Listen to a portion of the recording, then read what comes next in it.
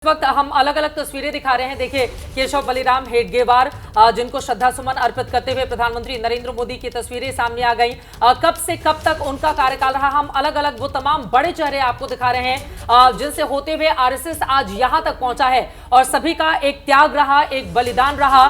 पर्दे के पीछे रहकर राष्ट्र के लिए, देश के लिए किस तरह से इन चेहरों ने काम किया, शायद यही वजह है कि आरएसएस के तमाम जितने भी, चाहे वो प्रचारक हो चाहे विस्तारक हो, वो जब अपनी श्रद्धांजलि या श्रद्धा सुमन इन चेहरों के लिए अर्पित करते हैं तो जरा सोचें कि उस समय वो क्षण भावनाओं से भरा हुआ किस तरह का होता है। यहां पर आपको दिखा रहे हैं माधवराव सदाशिव गोलवलकर और उनकी किताब भी मेरे पास है, बंच ऑफ थॉट, इस वक्त जिसको लेकर समय समय पर विरोधी दलों की ओर से, खासतौर से हिंदू राष्ट्र का जो चैप्टर है, जो बातें उनकी ओर से कही गई हैं, उसको लेकर विवाद भी खड़े होते रहे। लेकिन यहां पर जब वो विजय के साथ वो बताते हैं कि किस तरह से शाखा का क्या, उसकी क्या इंपॉर्टेंस है, उसके बारे में विस्तार से वो जिक्र करते हैं, जिसके बारे में मैं आपको जानकारी दूंगी। लेकिन मेघा लगातार हमारे साथ जुड़ी हुई है। मेघा, प्रधानमंत्री नरेंद्र मोदी ने अपने श्रद्धा सुमन अर्पित कर दिए हैं, अब इसके बाद उनका क्या कार्यक्रम है? हमने देखा बहुत ही आत्मीयता के साथ प्रधानमंत्री की मोहन भागवत जी के साथ आपस में चर्चा की एक छोटी सी तस्वीर भी सामने आई। मेघा, मुझे लगता है ये तस्वीर के बहुत मायने निकाले जाएंगे। चित्रा, वो तस्वीर मैं अभी देख रही थी जो हम अपने स्क्रीन्स पे दिखा रहे थे, जिस तरीके से बातचीत दोनों के बीच में हो रही है और उन तस्वीरों को जारी किया जा रहा है। याद रखिए, ये हमारे कैमराज नहीं हैं, ये वो कैमराज हैं जो दूरदर्शन के हैं, जो ANI में हैं। तो वही तस्वीरें बाहर आएंगी जो तस्वीरें बाहर करनी है उन्हें, और वैसी ही तस्वीरें बाहर आ रही है जहां प्रधानमंत्री जी मोहन भागवत जी के साथ कितनी आत्मीयता से बात कर रहे हैं। दोनों के बीच में जो वार्तालाप हो रहा है, जो बॉडी लैंग्वेज है, उस पर कितनी एनालिसिस आज दिन भर में होगी चित्रा, आप देखिएगा।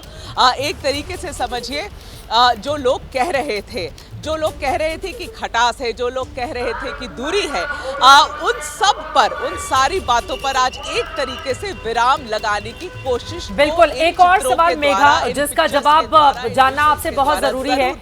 देखिए, बार बार जिस रायसीना हिल्स का हम जिक्र करते हैं, जिसकी तस्वीरें पूरे देश को बहुत आकर्षित करती हैं, दुनिया भर से लोग आते हैं तो वहां पर जाते हैं फोटो क्लिक कराने के लिए आसपास के इस पूरे इलाके में, रायसीना हिल्स जहां से 3 बार आरएसएस के लिए पाबंदी का फरमान निकला था।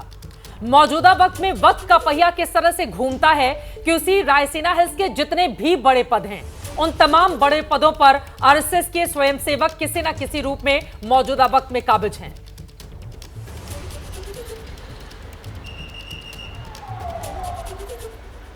मेघा, आपसे यह सवाल था? अच्छा, फोन कट गया है। मुझे लगता है कि राकेश जी के पास एक बार जाते हुए, और ये तस्वीरें हम आपको दिखा रहे हैं। राकेश जी, मैं चाहूंगी इन तस्वीरों पर भी आपकी टिप्पणी हो जाए, और बड़ा महत्वपूर्ण हो जाता है। देखिए, भारतीय जनता पार्टी आरएसएस के लिए क्या माने, दोनों एक ही सिक्के के दो पहलू कहे जा सकते हैं, क्योंकि इसके पहले एक वक्त पर हमने ये भी देखा है कि कांग्रेस को किस तरह से बहुत थोड़े वक्त के लिए ही सही, लेकिन आरएसएस का समर्थन मिला था, और उस समय माना गया था कि चूंकि कुछ ऐसे विचार थे जिसको लेकर उस समय के नेता आगे बढ़ते थे, जिसके बाद आरएसएस के मन में खटास भी पैदा हो गई थी। लेकिन तब से लेकर आज तक हमेशा भारतीय जनता पार्टी को ही बैक करती रही है आरएसएस। इन तस्वीरों पर भी आपकी टिप्पणी, और जिस रायसीना हिल्स का हमने जिक्र किया, 3 बार पाबंदी के फरमान वहां से निकले थे, और आज देखिए सारे बड़े पदों पर आरएसएस के जो स्वयंसेवक हैं वो किसी न किसी रूप में वहां पर काबिज हैं, और खुद प्रधानमंत्री नरेंद्र मोदी तो हैट्रिक लगाकर पीएम बन ही चुके हैं। देखिए, इन चित्रों को देखकर जो एक शब्द चलता है, सैफरन ब्रदरहुड, यानी भ्रातृत्व, जो ही संघ में पहले भाईचारा सिखाया जाता है, पहले सामूहिकता सिखाई जाती है, फिर विचार बाद में आता है। यदि सामूहिकता नहीं है, विचार और मूल्य नहीं है, तो विचार का महत्व नहीं रह जाता है। दुनिया के सभी संगठनों का पतन इसलिए हुआ कि विचार तो ही थे, मूल्यों में गिरावट हुई। संघ उन मूल्यों को बनाकर रखता है, वही आज इस चित्र में दिखाई पड़ रहा है। दूसरी सबसे बड़ी बात यह है, जो आपने कहा रायसीना हिल में वे लोग हैं जिनको जहाँ से प्रतिबंध लगा था, उसी जगह पर संघ के स्वयंसेवक हैं। एक समय ऐसा था कि 1919 में कांग्रेस के लोगों के लिए जो ब्रिटिश शब्द प्रयोग होता था, उसके नौकरशाही के द्वारा गुंडा, यानी कांग्रेस के जो लोग प्रदर्शन करते थे उनको गुंडा, कार्यकर्ता ने गुंडा कहा जाता था। संघ के स्वयंसेवकों के लिए सांप्रदायिक ताकत का उपयोग होता था। यह पूरी तरह से भारतीय राज्य की वैचारिक परिवर्तन का आज ऐलान है कि भारत में जो विचार, नेहरूवादी विचार चल रही थी, जो औपनिवेशिक विचार चला था पंथ निरपेक्षता का, लोकतंत्र का और राष्ट्रवाद का, उसको आज संघ के विचार ने पूरी तरह से विस्थापित कर दिया है। वहाँ सिर्फ लोग ही नहीं बदले हैं, विचार भी बदला है। इसलिए मैं कहा, जब प्रधानमंत्री मोदी जी विदेश जाते हैं तो भारत की संस्कृति का एक ध्वज लेकर भी जाते हैं। वो भगवत गीता देते हैं, वे हिंदू मंदिरों में जाते हैं, और आबू धाबी में उन्होंने एक हिंदू मंदिर बनाने की पहल की। यह संघ के वैचारिक परिवर्तन, राज्य में हुए वैचारिक परिवर्तन का एक ऐलान है। और प्रधानमंत्री नरेंद्र मोदी जी ने कभी भी अपने को संघ के विचारधारा से छिपाने का या आंख बिचौनी करने का काम नहीं किया है। इसलिए संघ के स्वयंसेवकों की अगाध आस्था उनके नेतृत्व में बनी हुई है।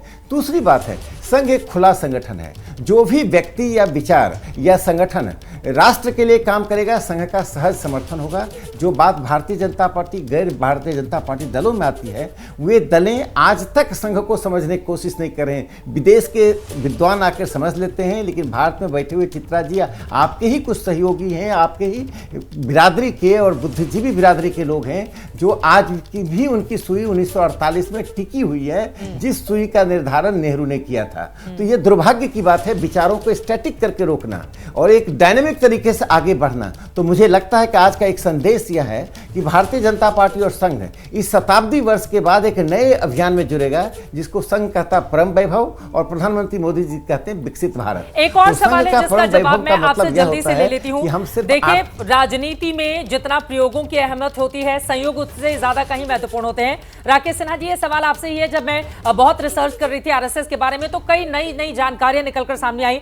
1885 में अस्तित्व में आने वाली कांग्रेस ने भी संघ की तरह से एक संगठन बनाया था, सेवा दल, जिसकी स्थापना 1 जनवरी 1924 को डॉक्टर नारायण सुब्बाराव हार्डिकर ने की थी। और इसके बाद डॉक्टर हेडगेवार ने संघ की स्थापना की थी। लेकिन संघ से पहले बना सेवा दल न सिर्फ संघ के मुकाबले काफी ज्यादा पिछड़ गया, बल्कि आज उसकी चर्चा भी नहीं होती है। और आज देखिए आरएसएस कहां से शून्य से किस शिखर पर जाकर पहुंचा हुआ है। इसके पीछे की क्या वजह समझ में आती है, राकेश सिन्हा जी? देखिए, सेवा दल जो बना था वो कांग्रेस का एक आनुषंगिक संगठन के रूप में बना था। उसका उपयोग कांग्रेस के कार्यक्रमों को सफल बनाने के लिए था और कांग्रेस के अध्यक्ष को सैल्यूट देने के लिए था। और जो राष्ट्रीय स्वयंसेवक संघ बना वो भगवा ध्वज को सैल्यूट करने के लिए बना था और देश के कार्यक्रम के लिए बना था।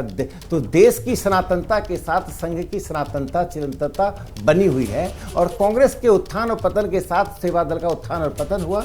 आज सेवा दल का उपयोग इतना ही है कि व्हाइट कैप पहनाकर, उजले कपड़े पहनाकर उनको सैल्यूट दिलाया जाता था।